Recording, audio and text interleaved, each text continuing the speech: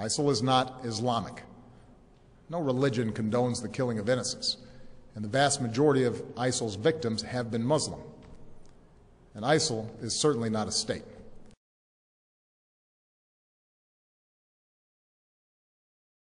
Dear Mr. President, with all due respect, sir, I must tell you that you are wrong about ISIL.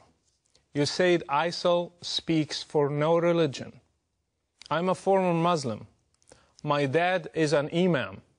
I spent more than 20 years studying Islam.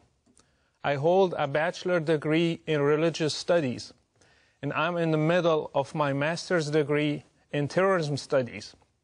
I can tell you with confidence that ISIL speaks for Islam.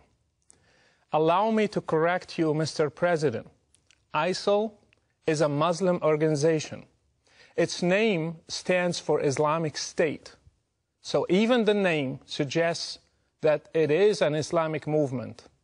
Their leader, Abu Bakr al-Baghdadi, holds a PhD in Islamic studies. I doubt you know Islam better than he does.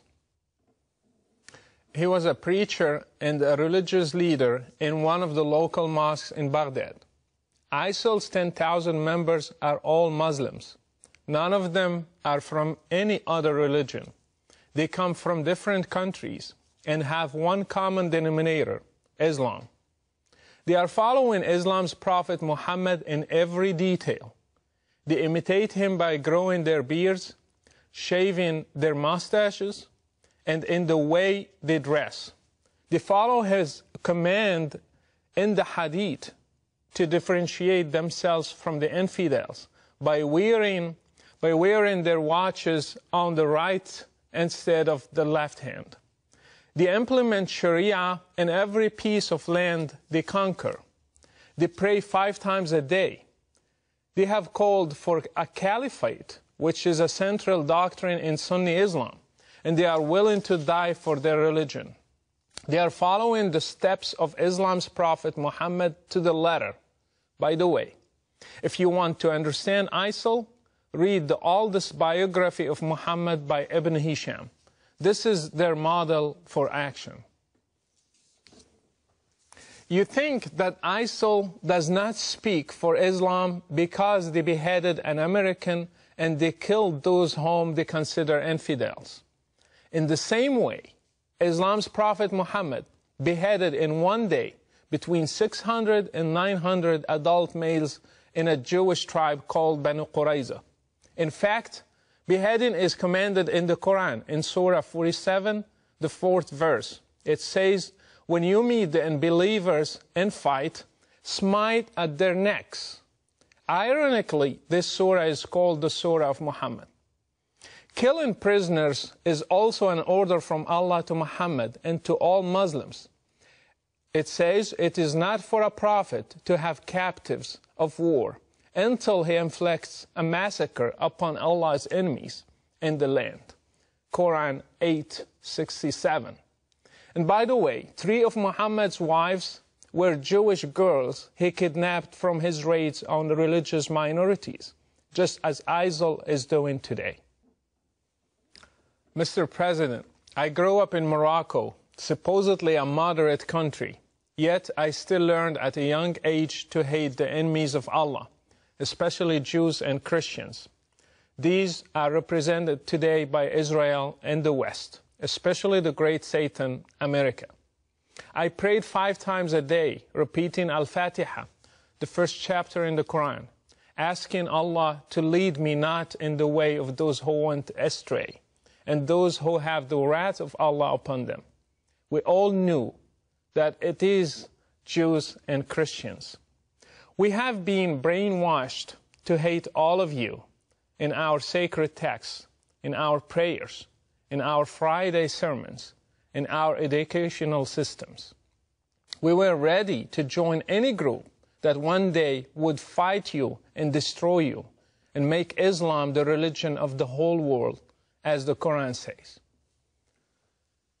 This is what I and millions like me have been taught. Mr. President, this is an irrevocable fact. Fortunately, when I grew up, I chose to leave Islam and became a Christian because I believe that God is love. Others also left, and still every day they are leaving Islam and choosing different paths for their lives. All of them are suffering today because, again, Islam's Prophet Muhammad said, whoever changes his religion, kill him. I left Morocco under persecution. I was fortunate. Others throughout the Muslim world do not have the same opportunity. They are paying a heavy price in different ways in order to get their freedom one day. I ask you, Mr. President, to stop being politically correct, to call things by their names. ISIL, Al-Qaeda, Boko Haram, Al-Shabaab in Somalia, the Taliban, and their sister brand names are all made in Islam. Unless the Muslim world deals with Islam and separates religion from state, we will never end this cycle. Until you deal with the root of the problem, you will be just dealing with the symptoms. ISIL is just one symptom. If it disappears, other ISILs will be born under different names. You might ask, then why does ISIL kill other Muslims? The answer is that they consider them infidels, not Muslims. Do you know that all 4 schools in Islam agree that if a Muslim stops praying, he should be asked to repent, and if he does not, he should be killed? Do you know that Muhammad tried to burn his own companions when they stopped coming to prayers? So anything that qualifies a Muslim to be an infidel can be a reason for killing him, even neglecting to pray. If Islam is not the problem, then why is it that there are millions of Christians in the Middle East, and yet none of them has ever blown up himself to become a martyr? Even though they live under the same economic and political circumstances, and even worse. Why have many Muslims in the West also joined ISIL if Islam is not the reason? Why have even new converts to Islam become terrorists? Mr. President, if you really want to fight terrorism, then fight it at the root. How many Saudi sheikhs are preaching hatred? How many Islamic channels are indoctrinating people and teaching them violence from the Quran and the Hadith? How many Friday sermons are made against the West, freedom and democracy? How many Islamic schools are producing generations of teachers and students who believe in jihad and martyrdom and fighting the infidels?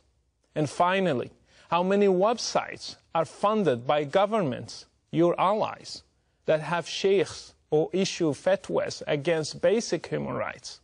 If you want to fight terrorism, start from there. By the way, I do not give my full name because Islam is a religion of peace. I'm known around the whole world as Brother Rashid, and I implore you to take a stand for international human rights and the future of democracy and speak the truth about the real threat that is facing all of us. Best regards, Brother Rashid.